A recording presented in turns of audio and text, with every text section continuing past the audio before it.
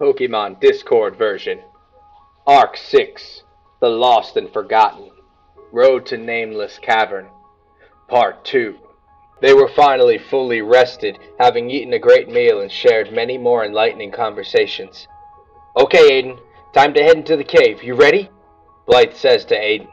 Absolutely. Let's do this, Aiden says promptly.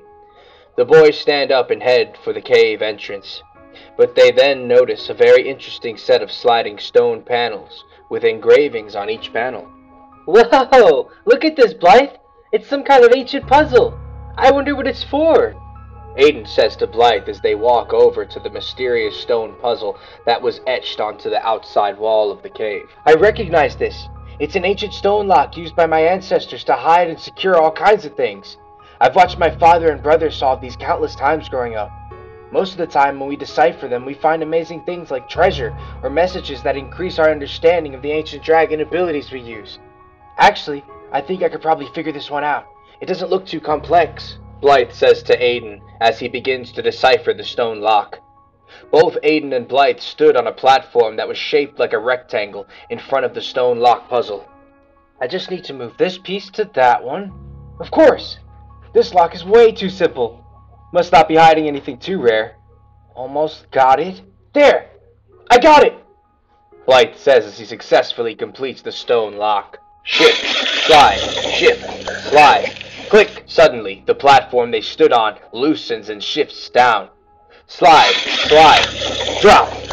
Whoa! What the hell? Blythe and Aiden both yell as the platform beneath them is now gone and they begin falling down a pitch black hole in the ground. Ah! They scream in horror as they plunge down into the dark depths of the Nameless Cavern. As they are falling, Blythe cloaks himself in his energies, desperately trying to latch onto the stone and dirt walls. Aiden also arms himself with 2 daggers and stabs them into the wall, quickly slowing his descent into the mysterious cavern. Aiden! Are you okay? Blythe yells down to Aiden. I've been better, Aiden says as he clings to the wall, suspended by his daggers alone. How about you? Are you alright, Blythe? Aiden yells up to Blythe. Yeah, I think I'm good. I'm really sorry about that. I've never been into a stone puzzle door that was a trap like this. I don't think any of them were used for traps in the first place, to be honest. We just need to find a way out of here. We can't cling to these walls forever. Blythe yells back to Aiden. It's okay, buddy. You didn't know this would happen. I have an idea. Hold on. Aiden says as he summons Zubat. Zubat, I need your help, buddy. Fly as far down as you can and use your sonar ability and try and estimate the distance from us to the bottom. Aiden says to Zubat. Zubat then does what it's told and flies downward quickly. Good thinking, man! Ha ha! Aiden, you're a genius!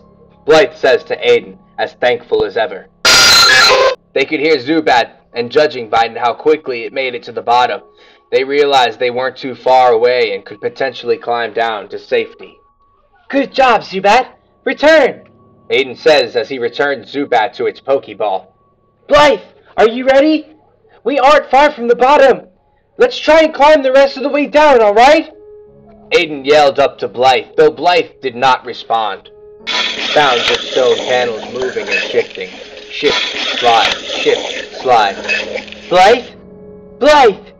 Did you hear me, man? Aiden yells up to Blythe only to get no response again. Aiden is now worried for his friend but prioritizes climbing down to the bottom, for his grip was beginning to loosen. Blythe, if you can hear me, I'm going to the bottom.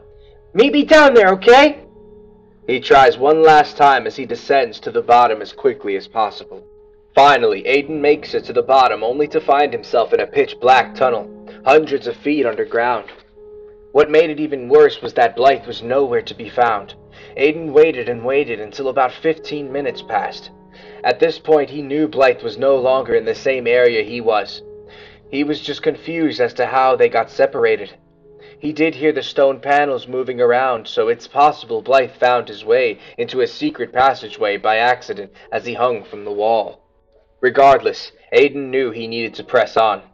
It was so dark he couldn't see a thing, not even his hand in front of his face. The air was heavy down in the cavern, and dampness took over the cold, foul-smelling air. Aiden's first thoughts were of all the death that must occur in a dangerous place like this, and immediately thought back to Anzu's words. Do not veer off the main path, no matter what might await you there. That's how you'll make it through Nameless Cavern and come out alive on the other side. Aiden shivers as fear creeps up his spine. Now what do we do? Anzu said not to veer off of the main path, but we weren't even able to make it to the beginning of the main path.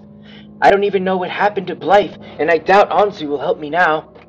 Is this really how my journey ends? No! I will not let it end here. I've come too far to give up now. I'm gonna find Blythe, then we're gonna find our way out of here. That's a promise! Sylveon, use Dazzling Gleam and illuminate our path! Aiden is now confident in his ability to save his friend and make it out alive. This was the toughest obstacle Aiden had faced yet, but he was not going to let anything get in his way. As Sylveon lights up the dark cave, Aiden could now see again. The horrors revealed to him were insurmountable. He looks around the narrow tunnel he is traveling down and sees everything he was smelling and feeling around him. Pieces of body parts and gore lay scattered around Aiden's feet. Beneath him he walks through a thin, flowing pool of blood that rushes eerily in one direction. Painted along the walls was the blood and other bodily fluids of the rotting dead, mixed together with dirt and stone. Aiden couldn't take a single step without the crunching of gore beneath his feet. He felt more sickened and petrified with every step he took through this dungeon-like cavern. I really hope Blythe is okay. I can't stand this. I can't stand the smell. I can't stand the blood. How could anyone allow so many people and Pokemon to perish in such a desolate way? Aiden felt his psyche begin to ache as his eyes felt itchy and his nose started bleeding lightly. Disembodied whispers. He could hear as the silence was broken with the same disembodied whispers he heard in the eerie acres. Not this again, he says to himself. He could now clearly hear the frightening sounds of tortured screams echoing throughout the tunnel, along with the disembodied voices' manic whispers. The whispers seemed to be right in his ear, almost as if they were living inside of his head. Painful screams and moans carry on as Aiden and Sylveon walk cautiously through the remainder of the tunnels. Flash! All of a sudden, disturbing images of torturous visions flash in front of Aiden's eyes, back to back. Flash!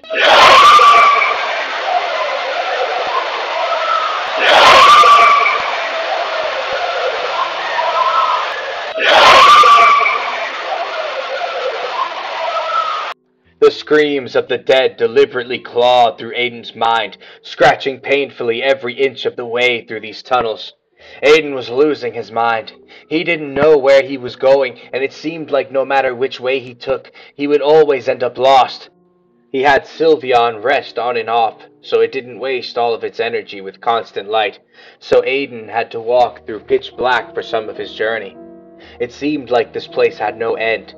Aiden had been walking for miles and miles, being tormented by the surrounding spirits every step of the way. Leave me alone! Aiden drops to his knees and begins screaming at the top of his lungs. Spirits flood his mind with screaming, whispers, and horror, almost as if they were reaching out to Aiden in a desperate attempt to end their suffering. Aiden gets onto his feet and returns Sylveon to its Pokeball. Aiden begins full-on sprinting through the pitch-black darkness without the help of Sylveon, yelling angrily as loud as he can. As he ran, he could see spirit after spirit, ghost after ghost, charging towards him and passing right through as they made contact. He charged forward, picking up to full speed. He closed his eyes as he did this, for he didn't need his sight. Behind his eyelids, Aiden sees horrific, disturbing images provided to him by the surrounding dead. They show him where they died and how, granting him a sort of unsettling map through the tunnel, one that they all put together in Aiden's mind using their own experiences as key points. That's it! I can see now! I know where to go! Aiden says as he realizes that within his mind he was finally able to create a sense of navigation. He bolts through many different traps and torture chambers that held countless bodies. Strange symbols lined the tunnel walls as he passed by them. He noticed contraptions and devices that were put here and used by someone. How could this be? Has someone been down here capturing people and torturing them? The death that stains this place can't all be naturally occurring. Someone did this to all of these people. But who? He asked himself as he observed the bloody torture devices. Flash! Aiden is now being shown a vision of what happened. As we forgive those who trespass us, and lead us not into temptation, but deliver us from evil. The victim's prayers were abruptly interrupted by the crushing and grinding of blades made from stone, shredding them to ribbons one by one. Please! Please! No! No! Splatter. Gurgle. Underneath the Nameless Cavern is a secret passageway that leads to an underground fortress that was nearly inescapable. Within this fortress, there is thousands of chambers that were completely concealed and undocumented by modern society at the time. These chambers were mainly used for sacrificial purpose. Oftentimes, these sacrifices that took place here required the most horrendous and inhumane torture methods. The kind of torture methods that weren't used to get information. These methods instead were used to create unmeasurable pain and suffering. The kind of suffering that created the most foul of evil and darkness, for the souls of these poor victims were being offered to the Dark Lord Giratina. No! Please! Please! Rip, tear, slice, stab. No! Please help us! Rip, tear, slice, stab. Ah! There is a group that runs these said chambers. This group consists of mysterious figures who wear red hooded cloaks with blank face masks concealing their identities. They are said to worship the Dark Lord Giratina and will stop at nothing to do their lord's work. According to them, their lord requires many different forms of blood and flesh coated with devilish energies. No one knows exactly who they are, but it is rumored that members of this dark faction come from Team Rocket, as well as normal people within society. This was neither denied nor confirmed as time went on, though many have claimed Giratina chooses its members specifically, and once they are chosen, must willingly submit themselves to the Dark Lord. Countless lives have been ended in the most visceral of ways down in the chambers of the Nameless Cavern. The cavern also holds many other secret trapdoors and pathways that must be unlocked through specific means. These doors were put here by members of the ancient Dragon Guardians after the chambers were raided by them. Giratina and the Dragon Clan clashed with each other time after time. The Dark Lord swore revenge on the clan after they put a stop to his cult's tyranny underneath the Nameless Cavern. Though it is said that the spirits of the cult members exist throughout the chambers even to this day, eternally torturing the spirits of their victims. As for the secret trapdoors and passages throughout the cavern, only a member of the ancient dragon clan can access them using their Secrets of Nature ability. Once the door senses the energy, it will automatically respond to its user, granting them access through all of the shortcuts made by the clan all those years ago. Though many choose not to believe the tales of the Nameless Cavern and reduce its mystery to speculation and lore, those are the people who stay away from its horrors and travel some other way in fear of being lost among its treachery. My God, Giratina, the cult. How could people do this to other people? How could anyone follow a path that the Dark Lord would have them follow?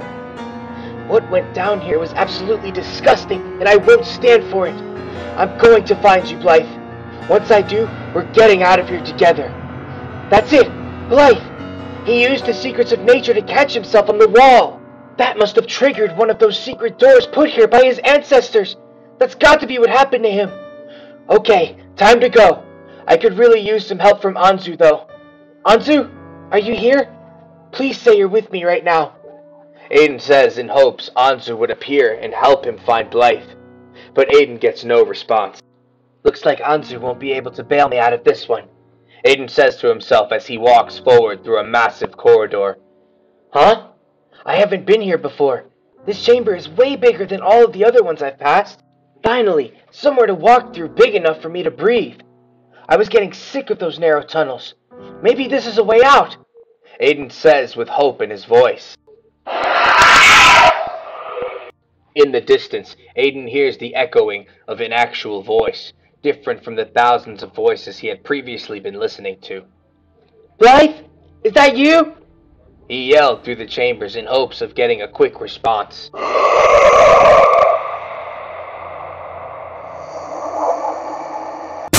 Crash!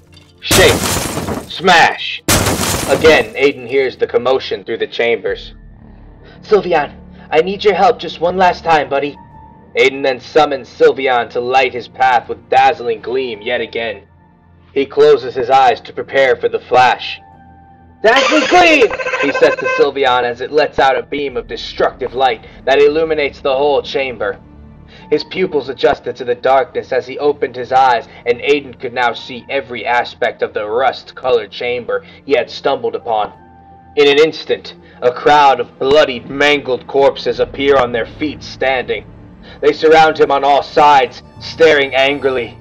Then, as Aiden gasps, all of them disappear just as quickly as they appeared. It's okay, boy. Stay close to me, Aiden says to Sylvian as it whimpers with a frightened look on its face. They proceed into the next set of chambers cautiously, following the noise of the distant commotion. Blood and entrail fluids muddy Aiden and Sylvian's feet and legs, for the pool of gore only became less shallow as they advanced further into the chambers. Okay, boy. I know you're a little bigger now than when you were an Eevee, but you're going to have to ride on my backpack, because it looks like this mucky liquid gets deeper the more we walk. I just can't let you swim through it. And you're already so worn out from using your energy to light the way for me. Trust me, buddy. It'll be better for you on my backpack, so grab on. I'll carry you the rest of the way. Leave it to me. Sylvian smiles at Aiden and climbs onto his back. Crash! Slam! They heard the commotion echo throughout the chambers. The sound began getting closer as they walked further in. Aiden began jogging, trying to pick up the pace. He was now up to his knees in liquid gore as his movement speed slowed down significantly. Gags. Ugh! This stuff is so disgusting. I feel like I'm in a hurl. Aiden gags and holds his vomit down, while using his arm sleeve to cover his nose from the putrid smell of watery rot. Slosh! Slosh! As Aiden walked, he could still feel the bones and rotten flesh under his steps, crunching with a more vile, liquidy type of squish. Slosh! Slosh! What? Ah! Aiden yells as he feels a hand grab his foot. Ah! A face pops up from the dark brown fluids and gurgles at Aiden while it grabs at his ankles. Get off me! Aiden screams as he kicks the corpse off of his ankles and throws a quick dagger into its empty eye socket as it plunges with a sickening splatter. Now loose from its grip, Aiden rushes his way forcefully through the knee-high gore puddle and feels many different lifeless bodies beneath the fluids. He pushes past them all as they begin moving with slow, static-like movements towards him. Aiden looks back for a brief moment to get a visual. He sees at least 15 different mangled, lifeless bodies moving towards him through the fluids. As he panics, he splashes the gore puddles violently, trying to run as fast as he could through it. As he ran, the puddle became more shallow, but the loud commotion he kept on hearing was now at a very close proximity. Blythe! Blythe! Is that you? Aiden yells out desperately, hoping the sound he was hearing was his friend fighting these cursed corpses. Blythe! Answer me, man! Aiden yelled again as he was almost caught up completely with the sound that had brought him to these chambers in the first place.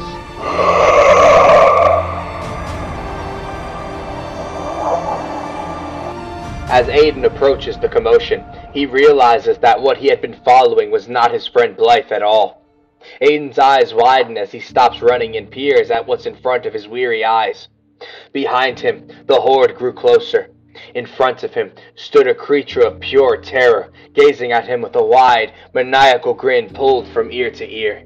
The creature's face was as pale as powdered snow. Its bright red lips were thin and crooked as they danced along his mouth that showed yellow and sharp teeth that were covered in blood.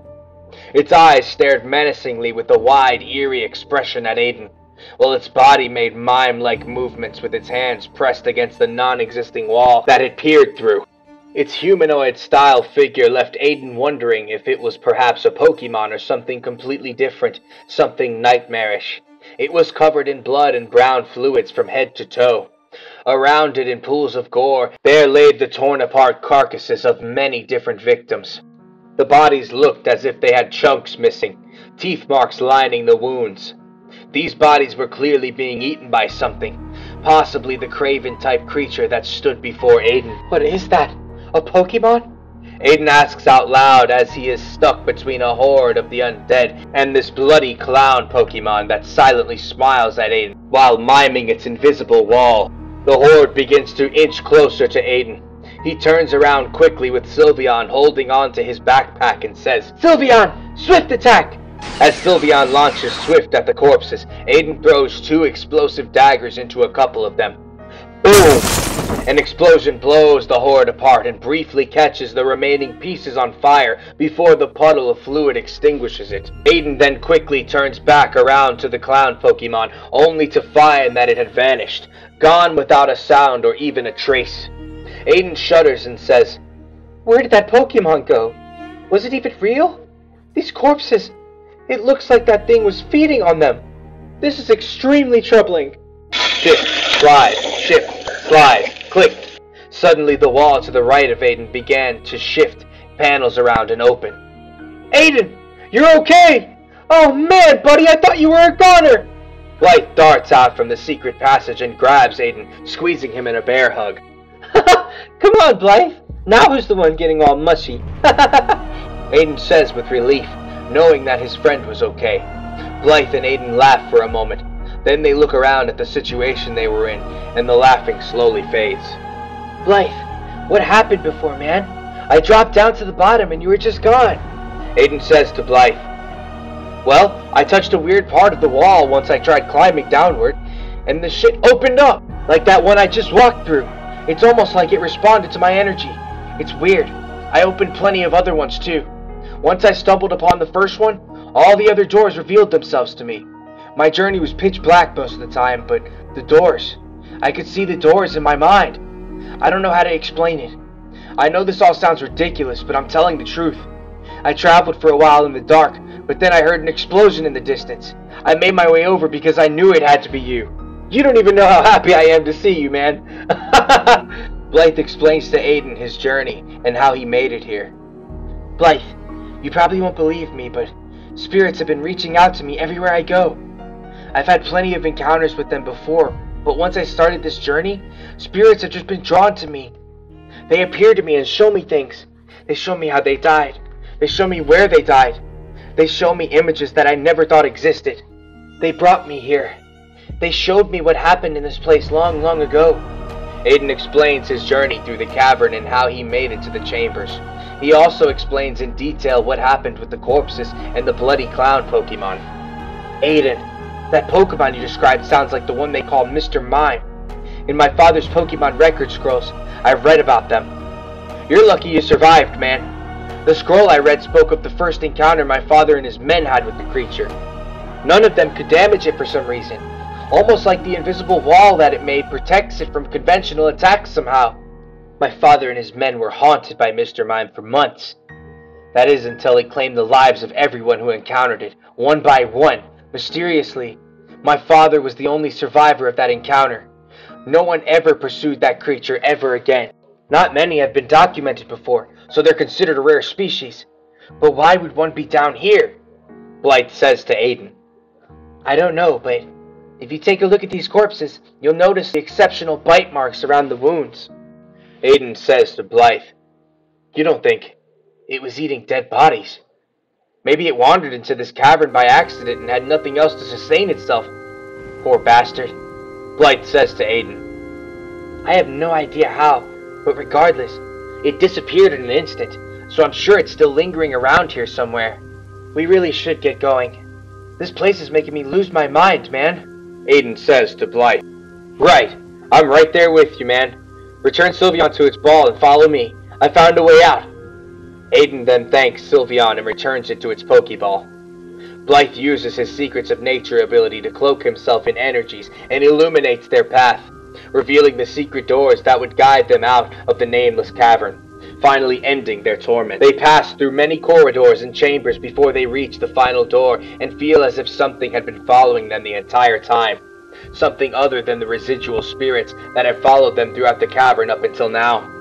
Hey, Blythe, you don't think that Mr. Mime cursed me, do you? Like, you don't think it's gonna follow me and haunt me until it decides to eat me or something? Aiden asks Blythe with terror in his words. That's probably exactly what's happening. You better watch out, man. You really could be cursed. Blythe teases Aiden. Come on, man. Don't mess around like that.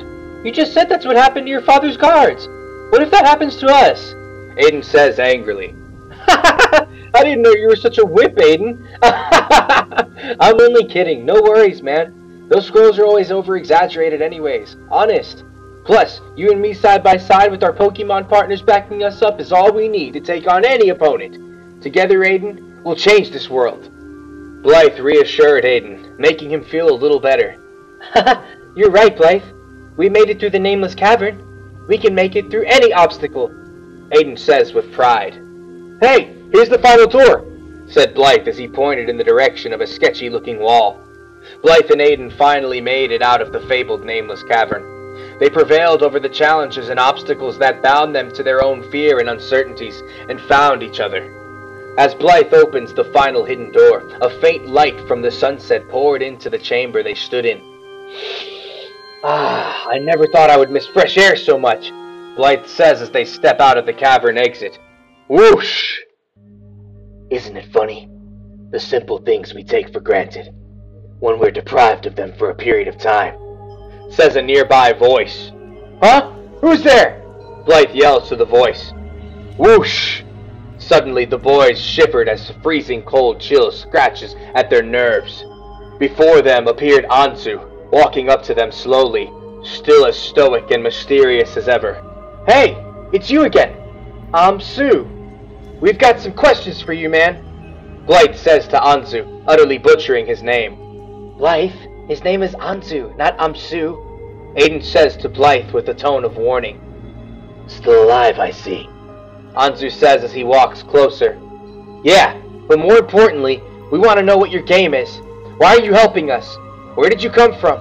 That blade and shield you carry, they look familiar, but I can't quite remember where I've seen them before. Where did you get them? Blythe bombards Anzu with questions. Give every man thy ear, but few thy voice.